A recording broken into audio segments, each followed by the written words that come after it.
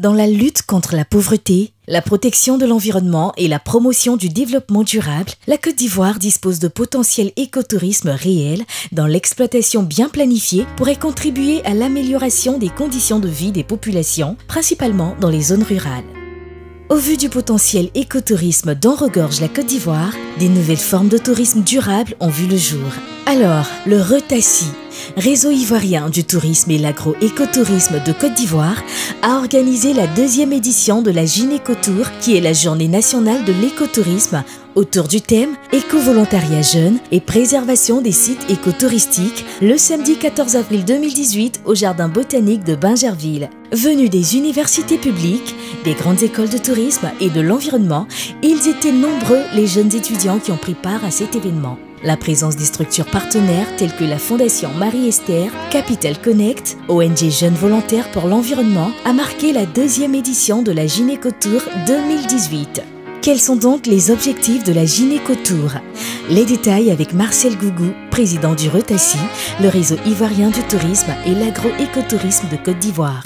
Notre enjeu, notre objectif à travers cette fête de l'écotourisme, nous voulons d'abord sensibiliser la jeunesse à l'écotourisme parce que les écotouristes de demain, c'est la jeunesse d'aujourd'hui. L'éco-volontariat peut apporter de nouveaux types d'emplois. Pour connaître ces nouveaux types d'emplois, M. Aubin-Charles Baïmé, directeur de l'ONG Jeunes Volontaires pour l'Environnement, a donné une conférence sur le thème de l'année, à savoir Éco-volontariat jeune et préservation des sites écotouristiques.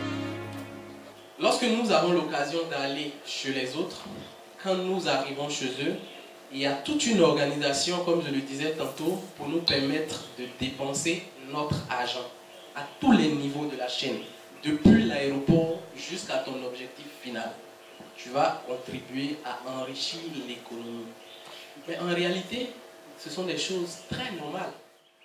Nous faisons trop l'erreur de rester à Abidjan. Il y a beaucoup d'opportunités à l'intérieur du pays qui sont des opportunités pas du tout saisies. Je pense que le doyen Gougou est revenu sur tout ce que nous avons comme opportunité en termes de réserves, de parcs, de réserves intégrales, de parcs et tout ça, qui sont des activités qui permettent vraiment, au-delà de la question de se retrouver dans un environnement intéressant, qui permettent aussi et surtout de faire tourner l'économie. Mais est-ce que nous arrivons à capitaliser sur ces opportunités?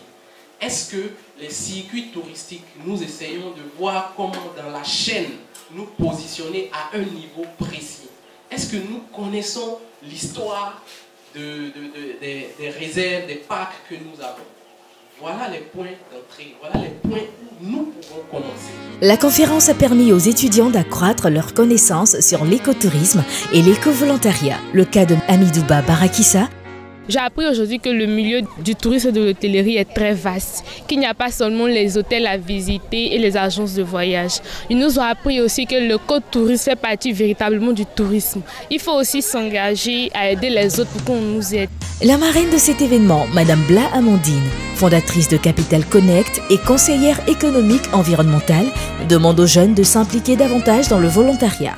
Cette jeunesse impliquée, informée, sensibilisée, qui posent des actes de volontariat vont faire preuve de responsabilité en partageant leurs connaissances, parce que cette journée-là, elle est extrêmement importante. Au sortir d'ici, ils en seront beaucoup plus sensibilisés, ils parleront autour d'eux et il y aura forcément un changement en termes de mode de vie, un changement dans le comportement qui œuvrera directement à la préservation de notre environnement. Au cours de cette journée de l'écotourisme et de l'éco-volontariat, des jeunes acteurs qui se sont distingués dans les projets de développement de l'écotourisme et de l'éco-volontariat en Côte d'Ivoire ont été récompensés par le RETACI. Rendez-vous donc l'année prochaine pour la 3e édition.